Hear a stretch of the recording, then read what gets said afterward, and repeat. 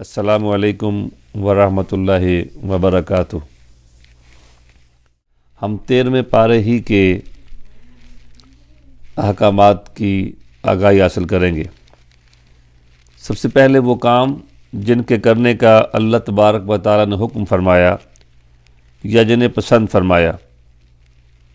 تو پہلی بات یہ ہے کہ احسان کرنے والوں کا اجر ضائع نہیں ہوتا، اور آخرت تو ہے ہی متقین کے لیے، اور ہم ضائع نہیں کرتے اجر عمدہ کام کرنے والوں کا، اور آخرت کا اجر اس سے یقیناً بہتر ہے ان کے لیے جو ایمان لے آئے اور تقوی اختیار کیا۔ وَكَذَلِكَ مَكَّنَّا لِيُوسُفَ فِي الْأَرْضِ يَتَبَوَّأُ مِنْهَا حَيْثُ يَشَاءُ نُصِيبُ بِرَحْمَتِنَا مَن نَّشَاءُ وَلَا نُضِيعُ أَجْرَ الْمُحْسِنِينَ۔ اور اس طرح ہم نے یوسف علیہ السلام کو زمین پر ہم نے غلبہ عطا فرمایا، تمکنت عطا فرمائی۔ يَتَبَوَّأُ مِنْهَا حَيْثُ يَشَاءُ نُصِيبُ بِرَحْمَتِنَا مَن نَّشَاءُ وَلَا نُضِيعُ أَجْرَ الْمُحْسِنِينَ۔ اور ہم جس طرح چاہتے ہیں اپنی رحمت سے ان کو عطا کرتے ہیں۔ تو یہاں قابل غور بات یہ ہے کہ یوسف علیہ السلام کو کس طرح اللہ رب العزت نے کن کن مراحل سے گزارا۔ کیا کوئی تصور کر سکتا ہے کہ جس کو کنعان کے ایک ویران کنویں میں پھینک دیا گیا تھا، وہاں سے کبھی وہ نکلے گا اور مصر کے تخت پر جلوہ افروز ہو جائے گا؟ تو یہ اللہ کی یہ رحمتیں ہیں، جس کو وہ چاہتا ہے وہ نواز دیتا ہے، مگر اس کے لیے حضور پیر محمد کرم شاہ رضی اللہ عنہ نے لکھا کہ اس کے لیے یہ ضروری ہے کہ جس کو عروج پانا ہے اور جس کو اس کامیابی کی منزل پہ فائز ہونا ہے، اس کو یوسف علیہ السلام کی طرح بے داغ سیرت لے کے آنا ہوگا، اس کو امانت اور دیانت کی پونجی ساتھ رکھنا ہوگی، اس کو صبر اور ثبات سے کام لینا ہوگا۔ اگر وہ سارے مصائب اور مشکلات کو برداشت کرتے ہوئے اپنے نصب العین پر اور اپنے مالک اور اپنے خالق کے ساتھ اپنے ایمان کو مضبوطی کے ساتھ کوئی زندگی میں آگے بڑھتا ہے، تو یقیناً پھر یوسف کنع کو چاہے کنع سے نکال کر وہ ایک آفتاب جہاں تاب بنا دیتا ہے۔ تو کہا ہم کسی کا اجر ضائع نہیں کرتے۔ جب یوسف علیہ السلام کو جو ان میں ان کی بے داغ سیرت تھی، ان میں امانت تھی، ان میں دیانت تھی، ان میں صبر تھا، ان میں ثبات تھا، تو پھر اللہ نے بھی ان کا اجر ضائع نہیں کیا۔ اس کے بعد اگلا عنوان ہے توکل کا، کہ اللہ پر ہی توکل کرنا چاہیے۔ اور یہ جملہ حضرت یعقوب علیہ السلام کا ہے، جب وہ اپنے بیٹوں کو بھیجتے ہیں، بقیہ بیٹوں کو مصر کی طرف، اور پھر انہیں وہ کہتے ہیں وَقَالَ يَا بُنَيَّ لَا تَدْخُلُوا مِن بَابٍ وَاحِدٍ وَادْخُلُوا مِن أَبْوَابٍ مُتَفَرِّقَةٍ وَمَا أُغْنِيَ عَنْكُم مِّنَ اللَّهِ مِن شَيْءٍ۔ وہ یہ تدبیر کرتے ہیں کہ یہ سارے پیغمبر زادے ہیں، حسن و جمال کا پیکر ہیں، اور ایک ساتھ یہ جوانان رانا، یہ خوبرو جب یہ کسی ایک دروازے سے داخل ہوں گے مصر میں، تو ان کو کسی کی بد نظری نہ چھو جائے، نظر نہ لگ جائے۔ انہوں نے کہا کہ اے میرے پیارے فرزندو، تم کسی ایک دروازے سے داخل نہ ہونا، بلکہ ابواب متفرقہ، مختلف بابوں سے، مختلف دروازوں سے تم داخل ہونا، تاکہ ایک جتھا اور ایک لشکر، ایک حسین گروہ تم نظر نہ آؤ۔ لیکن ساتھ ہی کہا کہ وَمَا أُغْنِيُ عَنْكُم مِّنَ اللَّهِ مِن شَيْءٍ، لیکن پھر بھی میں تمہیں اللہ کی تدبیر سے، تقدیر سے، کسی بھی شے سے میں بچا نہیں سکتا ہوں۔ یہ ایک تدبیر ہے جو میں کر رہا ہوں، اور اسی اللہ پر توکل کرنا چاہیے۔ میں اللہ پر توکل کرتا ہوں، وَعَلَيْهِ فَلْيَتَوَكَّلِ الْمُتَوَكِّلُونَ، اور اللہ ہی پر سب بھروسہ کرتے ہیں جو بھروسہ کرنے والے ہیں، جو توکل کرنے والے ہیں۔ یہاں پہ اگرچہ تدبیر تو کی یعقوب علیہ السلام نے، مگر اس کے باوجود وہ تدبیر کارگر نہ ہوئی، اور بنیامین علیہ السلام کا واقعہ پیش آیا، اور اس لیے اس میں یہ کہا گیا کہ توکل جو ہے وہ اللہ کی ذات پر، ہم اسباب اختیار کریں، جتنے بھی اسباب ہیں وہ سارے اسباب ہم اختیار کریں، مگر اسباب کو مسبب الاسباب سے آگے نہ جانیں۔ جو مسبب الاسباب ہے آخری فیصلہ اسی کا ہے، اور جو اس کا حکم ہے اسی کے مطابق زندگی ہماری آگے بڑھتی ہے، اور ہمیں اس پر توکل کرنا چاہیے۔ جو اہل ایمان ہیں ان کو اپنے پروردگار پر ہی توکل زیب دیتا ہے۔ پھر تیسرا عنوان ہے تقوی اور صبر کرنے والے نیکوکاروں کے اجر ضائع نہیں ہوتے۔ یقیناً جو شخص تقوی اختیار کرتا ہے اور صبر کرتا ہے وہ آخر کامیاب ہوتا ہے۔ بلا شبہ اللہ تعالیٰ نیکوکاروں کا اجر ضائع نہیں کرتا۔ اور یوسف علیہ السلام کے قصے میں یہ بات اظہر من الشمس ہے کہ اللہ رب العزت نے ان کا اجر ضائع نہیں کیا، نہ بھائیوں کے ہیلے بہانے انہیں روک سکے، اور نہ کنویں کی تاریکی انہیں روک سکی، اور نہ مصر کا زندہ خانہ ان کو ایک مرتبہ کمال تک پہنچنے سے روک سکا۔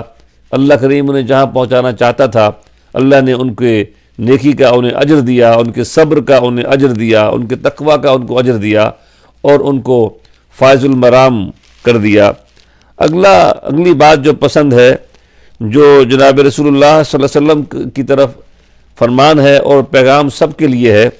حضور صلی اللہ علیہ وسلم اور ان کے غلاموں کا طریق دعوت اللہ علی وجہ البصیرت ہوتا ہے۔ فرمایا کہ آپ فرما دیجئے یہ میرا راستہ ہے، قل ھذہ سبیلی، آپ فرما دیجئے یہ میرا راستہ ہے، اور میں تو بلاتا ہوں صرف اللہ کی طرف، اور میں واضح دلیل پر ہوں، میں اور وہ بھی جو میری پیروی کرتے ہیں،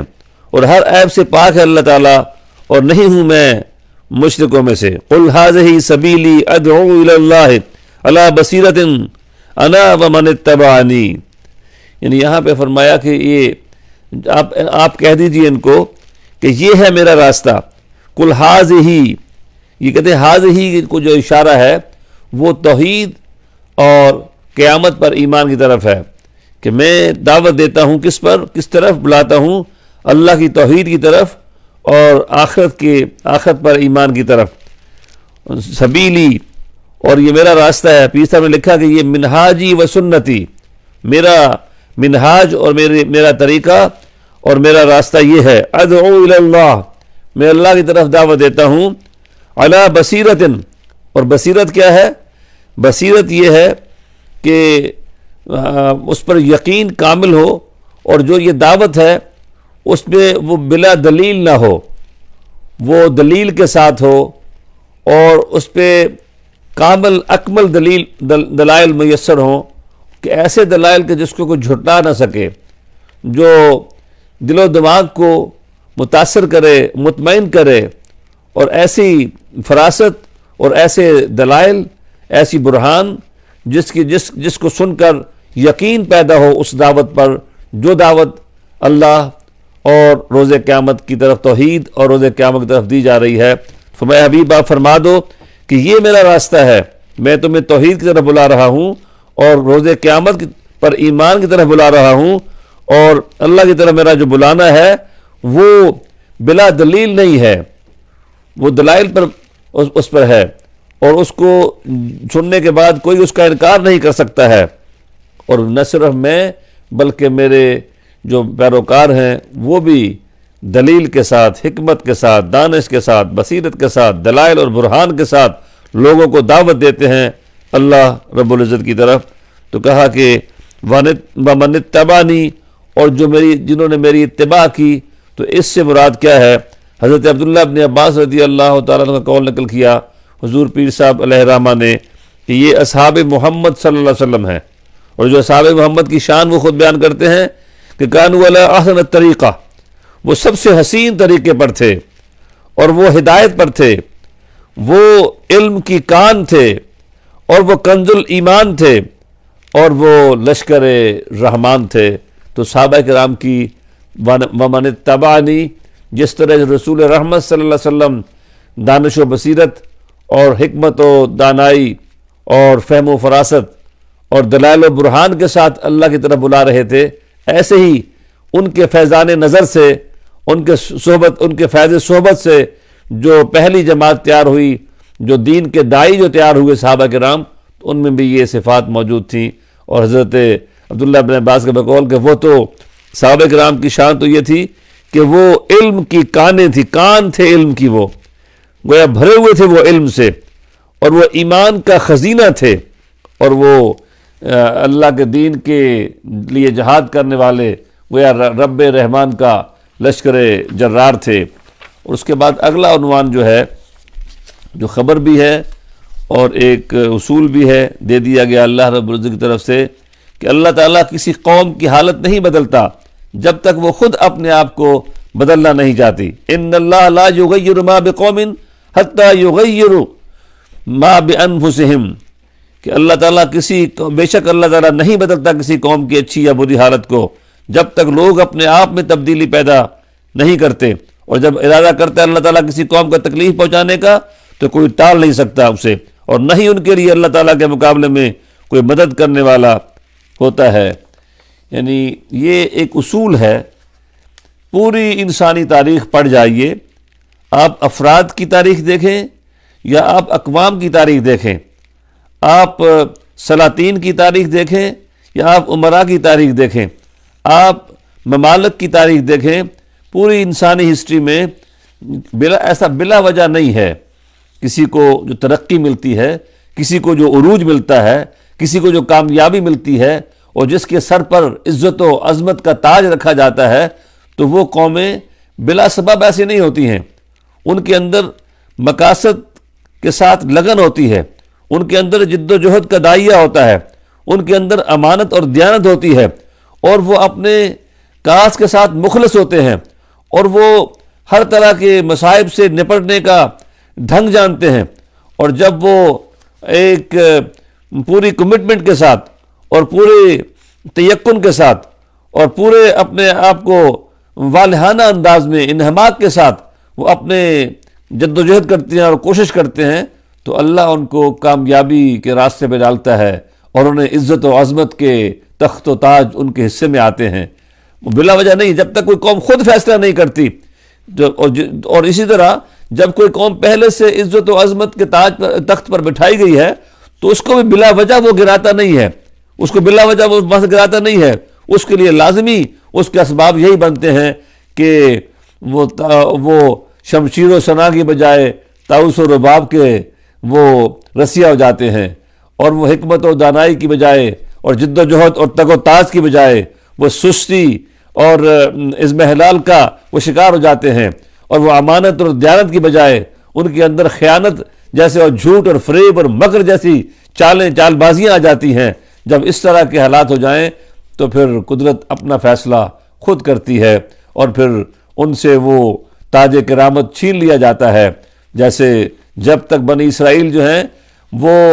اللہ کے احکام پہ چلتے رہے، جب تک وہ امانت دیانت کے ساتھ اس کے احکام کے تابع رہے، تو ان کو کہا کہ ہم نے تمہیں عالمین پر فضیلت دی ہے،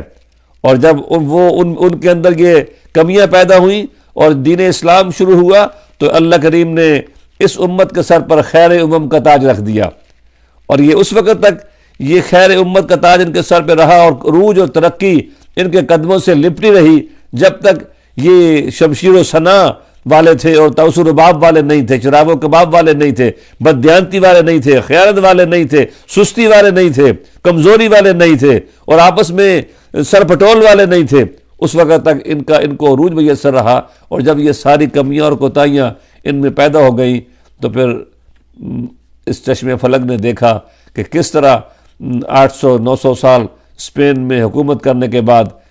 یک بینی و دو گوش ان کو نہ صرف وہاں سے نکالا گیا، بلکہ ان کے بوڑھوں کو،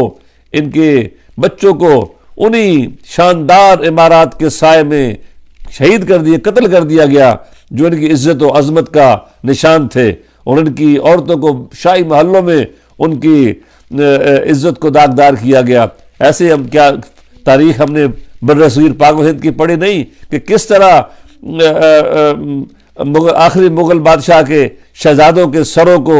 اتار کر کے ان کے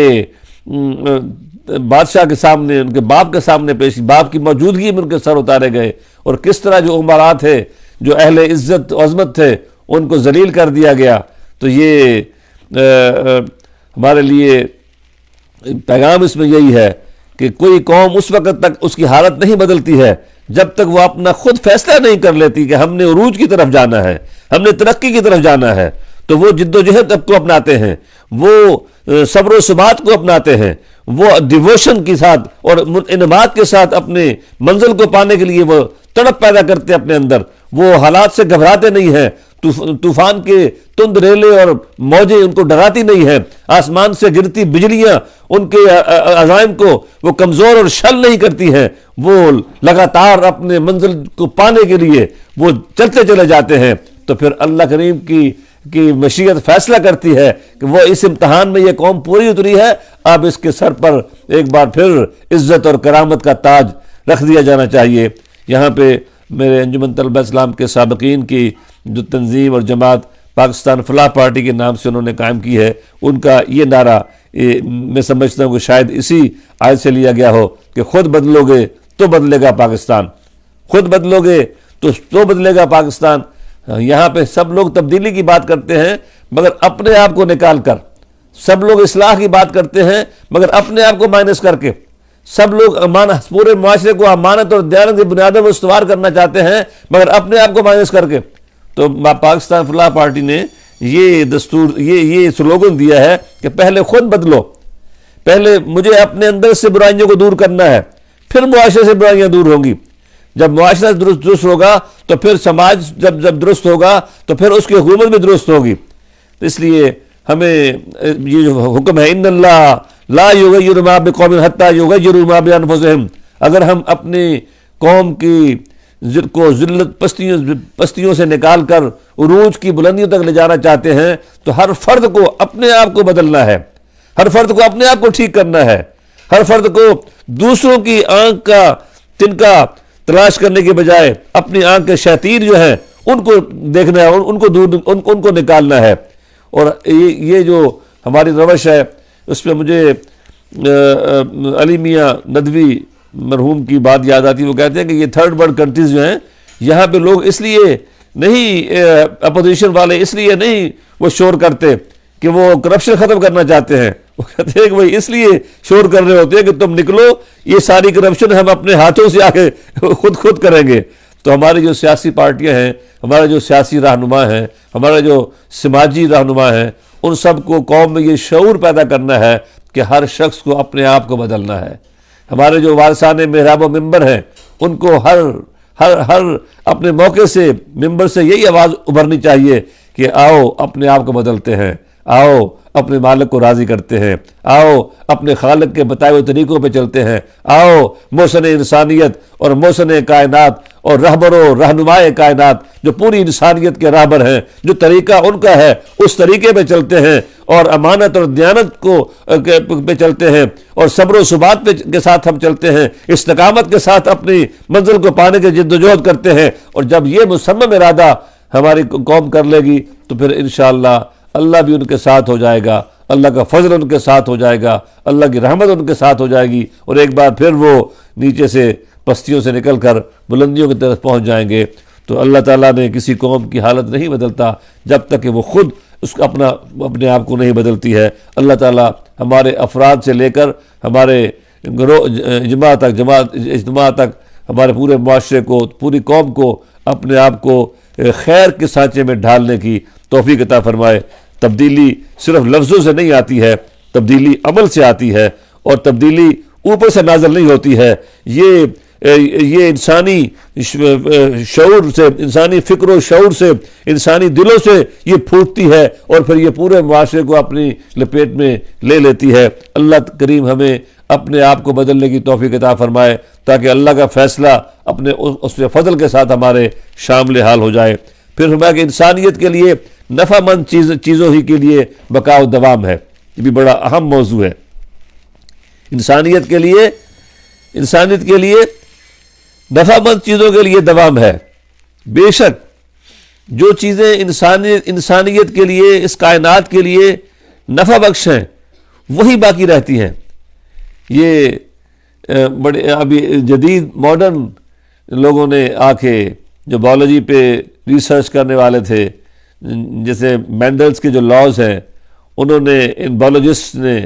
انہوں نے ریسرچ کی اور انہوں نے دیکھا کہ اس کائنات میں ایک تو اسٹرگل فار دی ایگزسٹنس ہے، ہر زیرو جو ہے وہ اپنی بقا کے جد و جہد میں ہے، مگر اس میں سروائیول کس کی ہے؟ سروائیول آف دی فٹنس ہے۔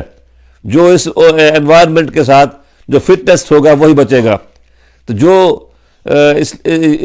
انہوں نے صرف یہ کہا کہ جو سروائیول آف دی فٹنس کہا انہوں نے، مگر اس قرآن پاک نے 1400 سال پہلے یہ اصول دیا تھا۔ ساری سائنس جو ہے، ہم کہیں گے کہ سائنس آئے اور یہ سارے ریسرچ کرنے والے آئیں اور سائنس کو کھینچ کے قرآن پاک کی اس دہلیز پہ سجدہ ریز کر دیں کہ یہ اس وقت بھی ابھی بھی جدید اپنی ترقی کے باوجود اور فکر کے بامی عروج پر پہنچ کر یہ کہہ رہے ہیں کہ سروائیول آف دی فٹنس ہے، وہ اشیاء باقی رہیں گی، وہ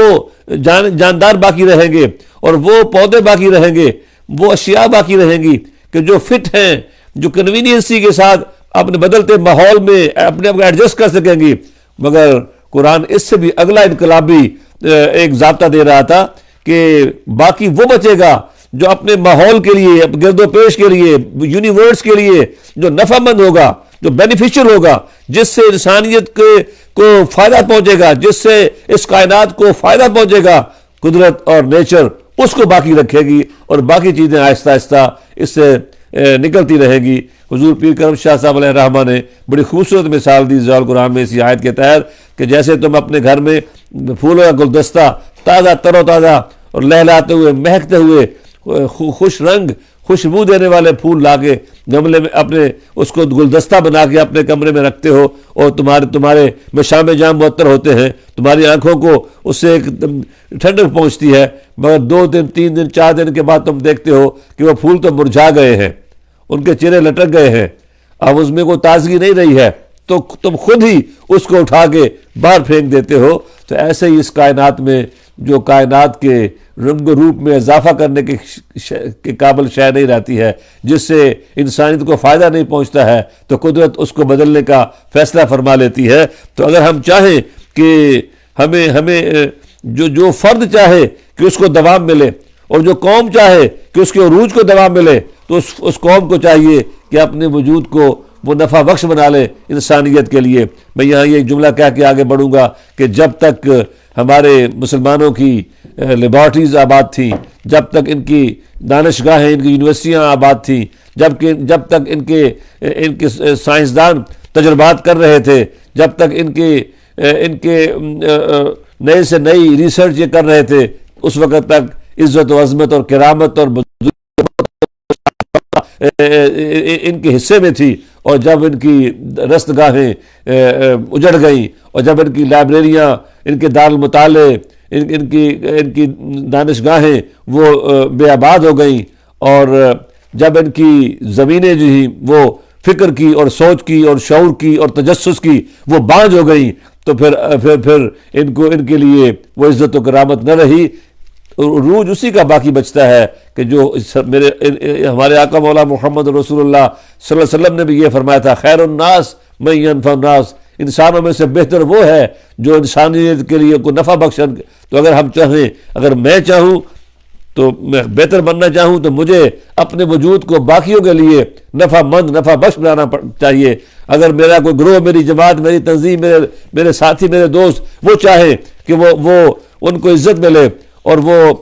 لوگوں سے بہتر نظر آئیں، تو ان کو دوسروں کے لیے نفع بخش بن جانا چاہیے۔ اور اگر کوئی قوم چاہتی ہے کہ اس کو عزت ملے، وہ دوسروں سے بہتر ہو، تو اس کو دوسروں کے لیے نفع بخش بن جانا چاہیے۔ یہ ہمارے سامنے ہے کہ جن قوموں سے دوسروں کو فائدہ پہنچ رہا ہے، انہی کا غلبہ ہے، انہی کا اختیار ہے، اور انہی کا نظام چل رہا ہے۔ اور جب تک مسلمان بحیثیت قوم اس انسانیت کے لیے اپنے آپ کو نفع مند نہیں بنا لیں گے، اس وقت تک وہ دوبارہ اپنے کھویا ہوا وقار اور کھویا ہوا عروج حاصل نہیں کر سکیں گے۔ پھر فرمایا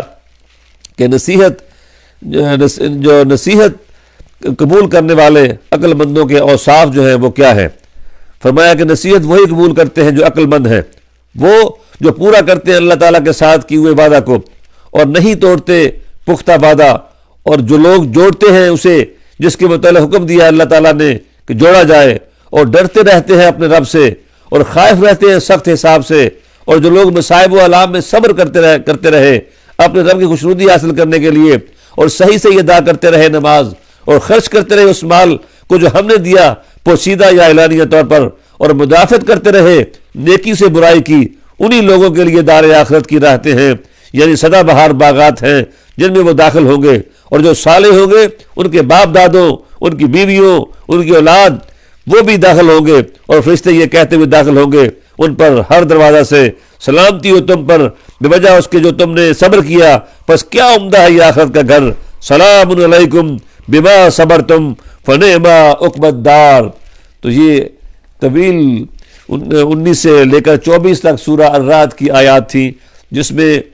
عقل مند والوں کی نصیحت قبول کرنے والے کون ہیں، کہا کہ وہ عقل مند، ان کے اوصاف کیا ہیں، ان کا اوصاف ایفاء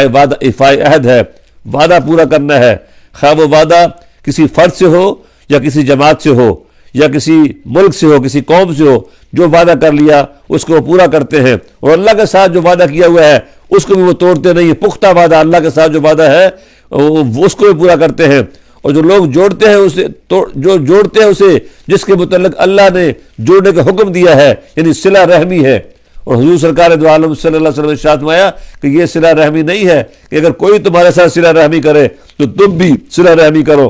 ایک صحابی نے یا رسول اللہ صلی اللہ علیہ وسلم، میں تو اپنے رشتہ داروں سے جڑتا ہوں مگر میرے رشتہ دار میرے سے کٹتے ہیں،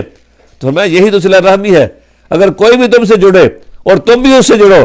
تو یہ بھلا کیا کمال ہوا۔ کمال تو یہ ہے کہ لوگ تم سے کٹیں مگر تم پھر بھی ان کے ساتھ جڑو۔ پھر میں خوف خدا ہے، پھر خوف آخرت ہے، پھر صبر ہے، پھر اقامت صلاۃ ہے، پھر انفاق فی سبیل اللہ ہے، اور پھر نیکی سے برائی کو نیکی سے بدلنا ہے، اور پھر دفع شر ہے۔ تو گویا یہ ساری باتیں جو ہیں ان کو جو حاصل ہو جائیں تو اس کے بعد کہا کہ ان کے لیے پھر جنتیں ہیں، نہ صرف ان کے جو اہل ایمان رکھتے ہوئے جن کے باپ دادے ہیں، ایمان رکھنے والے جن کی بیویاں ہیں، صاحب ایمان جن کی اولاد ہے، نیکی ان کی ہے، یہ نیکیاں ان کی ہیں، یہ خوبیاں ان کی ہیں، اور جنت ان کے لیے ہے، مگر اگر ان کے باپ دادے اہل ایمان ہیں، اگر ان کی بیویاں ایمان والی ہیں، اگر ان کی اولادیں ایمان والی ہیں، تو اللہ کا کرم دیکھیے کہ فرمایا کہ ان سب رشتوں والوں کو بھی ہم ان کے ساتھ ان کے درجے میں جنت میں لے جائیں گے۔ کیسی خوبصورت بات ہے کہ اپنے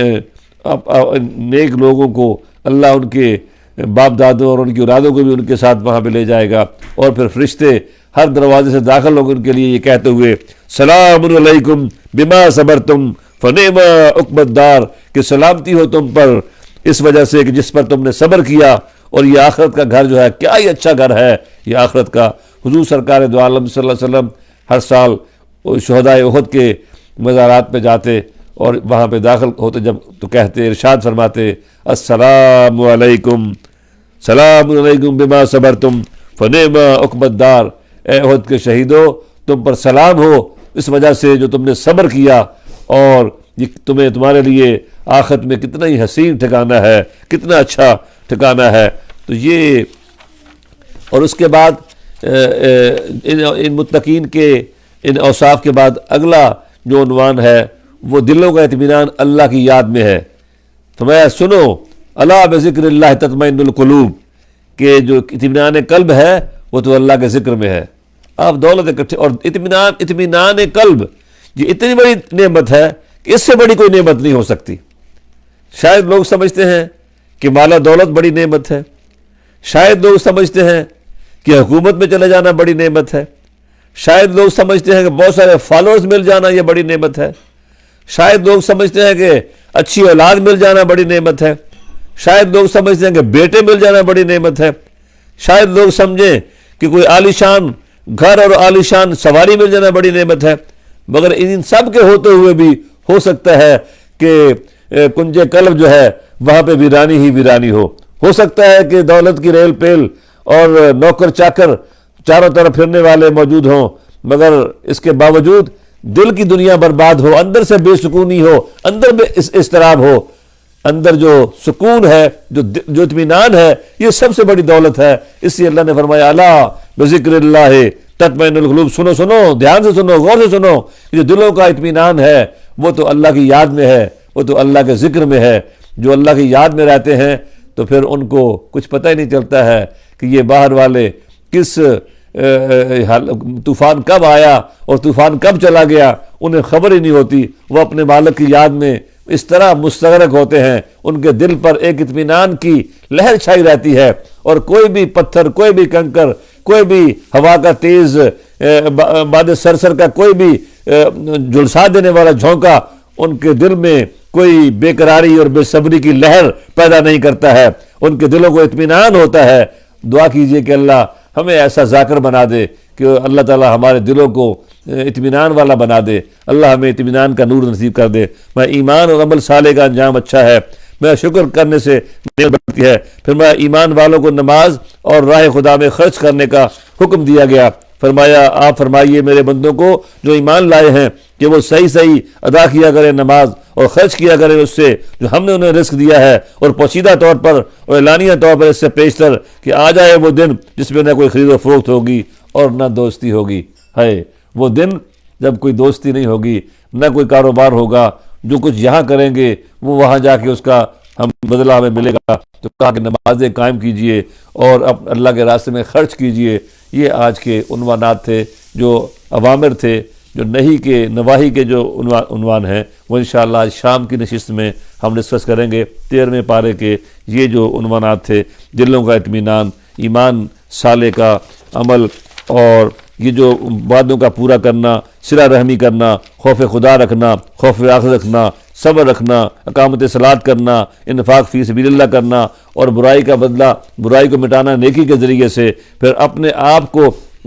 کائنات میں انسانیت کے لیے اور اس یونیورس کے لیے نفع مند بن جانا، اور پھر پہلے اپنے آپ کو بدلنا، اور پھر پوری قوم میں تبدیلی لانے کی خواہش کرنا، اور پھر حضور سرکار دو عالم صلی اللہ علیہ وسلم کا یہ فرمانا کہ جو میں اور میرے جو پیروکار ہیں وہ بصیرت پر اور مدلل اور برہان کے ساتھ لوگوں کو توحید اور آخرت کی دعوت دیتے ہیں، اور پھر تقویٰ کا بار بار ذکر ہوا اس میں، اور اللہ پر توکل کا ذکر ہوا، اور اللہ تعالیٰ نیکوں کا اجر ضائع نہیں کرتا۔ یہ میں نے ایک بار پھر آپ کے لیے سمرائز کر دیا۔ اللہ تعالیٰ مجھے اور آپ کو عمل کی توفیق عطا فرمائے۔